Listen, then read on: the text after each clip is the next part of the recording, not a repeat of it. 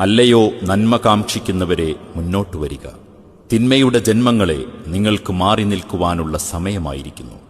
ഈ ആകാശവും ഭൂമിയും നന്മകളുടെ വസന്തോത്സവത്തിന് തയ്യാറായിരിക്കുന്നു. വിശ്വാസികളുടെ ലോകം റമദാൻ പിറയുടെ വെള്ളിരേഖ നോക്കി മാനത്ത് കണ്ണും നട്ടിരിപ്പാണ്. എന്തുകൊണ്ടാണ് ഇത്ര ആകാംക്ഷയോടെ വിശ്വാസികൾ കാത്തിരിക്കുന്നത്? നിശ്ചയമായും അത് വിമലീകരണത്തിനു വേണ്ടിയുള്ള കാലമാണ്. റമദാൻ എന്ന പദത്തിന് തന്നെ കരിച്ചുകളയുക എന്നർത്ഥമാണ്.